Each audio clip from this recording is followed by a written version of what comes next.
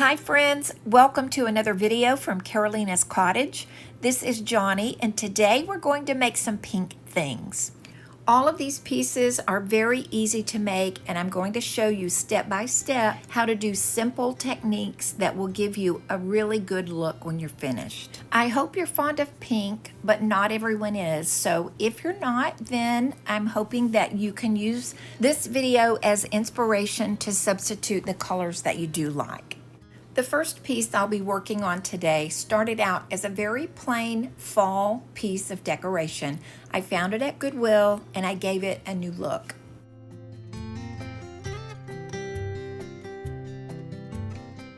You're seeing my assembly line here, and a lot of these projects are going to be showing up in future videos, but the piece that I'm working on is this fall decor. I'm giving it a coat of primer front and back before applying the chalk paint.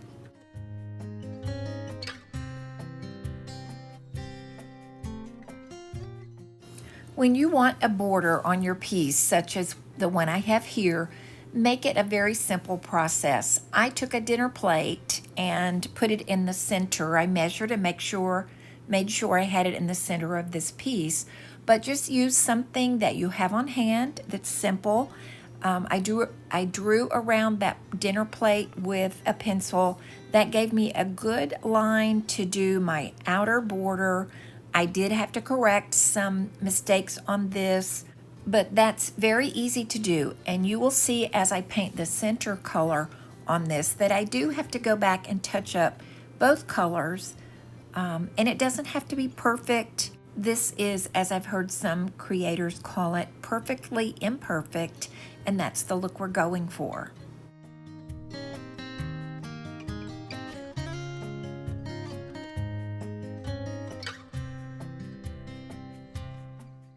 I did paint this a lot slower than what you're seeing here. I usually speed up these painting parts just so you don't get bored. When it's tricky edges like this, I do the painting very slowly.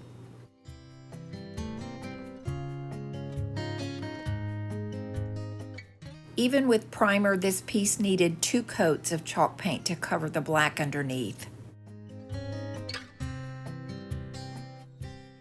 For a little decorative touch on the border of this, I used a small round sponge brush. I made these evenly spaced around the border with really no rhyme or reason, but just where it seemed to fit. I did that by dipping the small sponge brush in a little paint, dabbing off some of it onto a plate to control the amount I had on the sponge, and then applying that to the border. The colors I'm using here are Coral, Passion, and French Rose, and those are from Couture, and I will put a link in the description below that will give you a 10% discount if you use that link. When I make these circles on the border, I am giving just a small twisting motion to the little sponge brush to help it make a really clean circle. And I apologize, my hand is in between the camera and the piece that I'm working on, so it's a little bit difficult for you to see what I'm doing here. I'm going to be using a free graphic that I printed online from the Graphics Fairy, and I'll put that website down below. But I'm just using a ruler to make sure I have this centered before I decoupage it onto the piece. The colors in this printout are what gave me the inspiration for the colors that I used in the piece. Her dress has some really pretty shades of pink and coral that helped me decide on the background. Before getting to this point, I had also applied a clear top coat over the chalk paint. Then I applied antiquing gel. I let those things dry between each coat. Now I'm using decoupage medium on just the back of this piece, and I will let this dry. I'm doing that because previously I had issues with these colors bleeding on some of the printouts. So I'm going to let this coat dry, then I'll use a spray top coat. Once that dries, I will use a brush on top coat to finish the piece.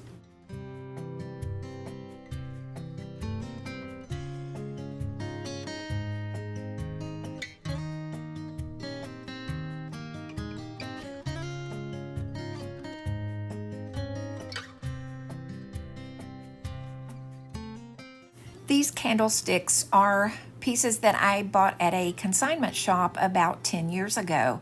They were black when I bought them, and I've used them in my own decor. And about a year ago, I repainted them an ivory color. I did not get a before picture to show you in this video, but I had sanded that ivory color a little bit before I started applying the pink color here. So you kind of get the idea of what they look like. I used 2 coats of chalk paint and a clear top coat on these before decorating them with stamps and paint. I'm using small pieces of a larger set of IOD stamps, and I will put the name of this set in the description below. But that's what I do on a lot of the pieces that I repurpose, is I'm using small pieces of stamp sets that I like, and you can really mix and match these and tailor them to the size and the style of your piece. I wanted this piece to have a soft look, so the ink color that I'm using on the stamp is a gray color from IOD.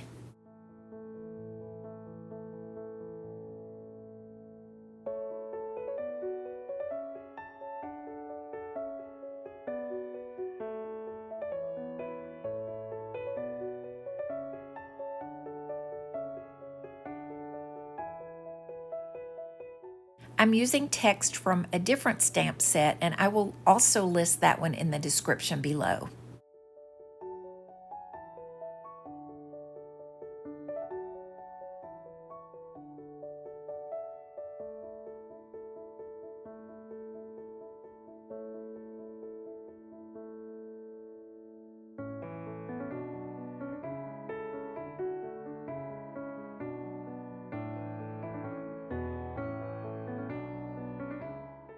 I'm not going to show you all those same steps over, but I do repeat that same process for the second piece. To give these pieces a little highlighting and bring a little brightness to them, I'm going to use just the tip of my paintbrush.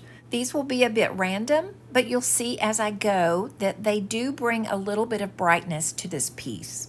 You can experiment with the different size of paintbrush tips that you use, and all I've done here is put a little paint in the lid. I'm tapping the wooden tip of the paintbrush into that paint, and then I'm tapping that dot of paint onto the piece. Because this tends to be a little thick and I don't want it to run on this rounded surface, I'm using a heat gun to dry these before I turn the piece and apply more to the other sides.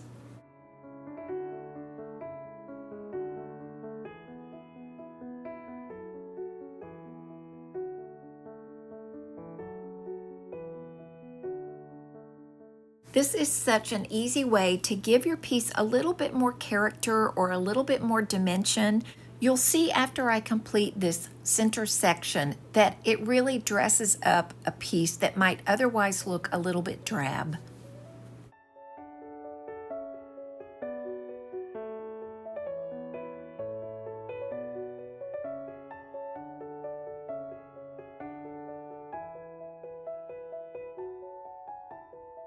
Don't be afraid to touch up some of those smaller dots. If you don't get quite enough paint on the tip of your brush, you can go back and just retouch that.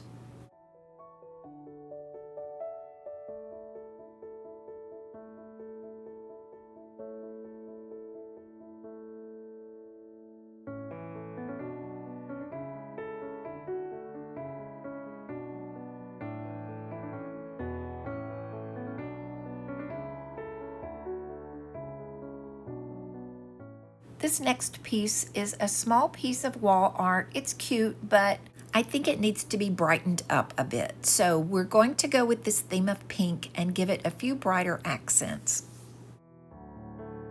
If you are enjoying this video, please give it a thumbs up. That really helps get the video out to more people, and it helps my channel grow. Thank you to all of you who have been watching my videos and commenting. I'm really enjoying those sweet comments. In last week's video, I had done a collaboration with my friend Myra from Farm Fresh Designs 59. If you have not seen that video, I will link it in the description below. Please go and watch Myra's video from last week. That was a fabulous collaboration, and I'm so appreciative that Myra was able to do that with me. After giving this piece some lighter colors, I touched up the edges with champagne colored metallic glaze.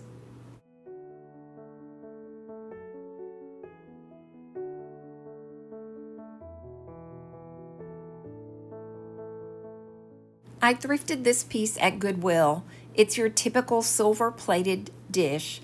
I gave it one coat of 2-in-1 primer from Paint Couture and then 2 coats of chalk paint in Farmhouse linen and French rose. Once the chalk paint coats were dry, I then applied a clear top coat. I let that dry, and then I applied an antiquing glaze in the color driftwood.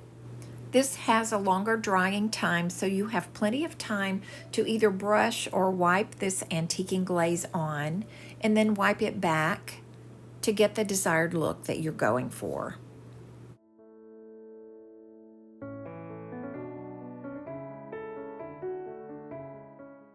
The cute printout of this rose that I found on the Graphics Fairy website was under their vintage wallpaper section, and there were some really pretty prints in there. So it's a free printable. Just be careful when you're decoupaging this that you don't oversaturate it and smear the ink.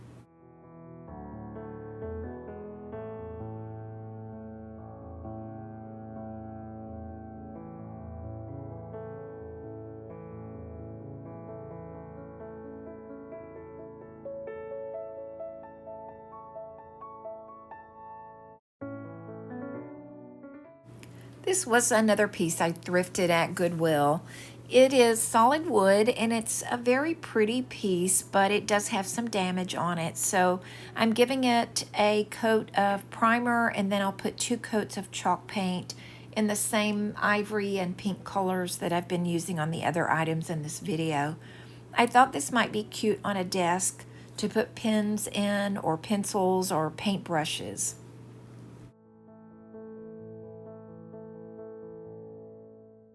And with a little practice, it's really easy to put trim colors on pieces like this where you have a raised area to use as a guideline.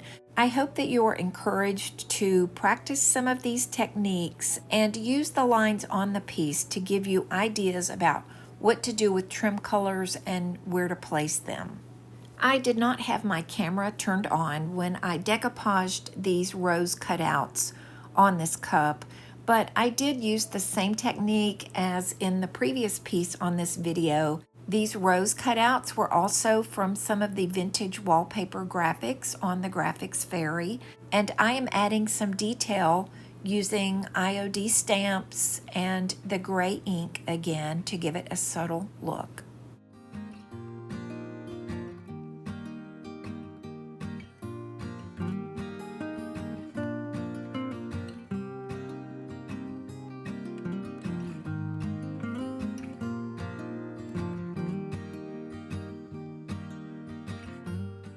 You could get a very similar look using transfers or decoupage paper, but this is a very inexpensive way to make decor.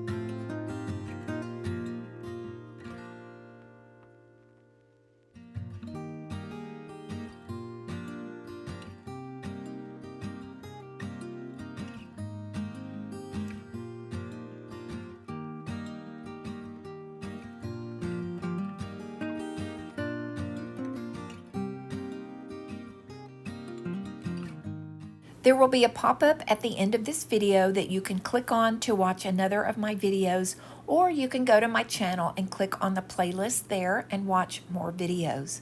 Please give this video a thumbs up. Please subscribe if you haven't already. Thank you for watching today, and I will see you in the next video.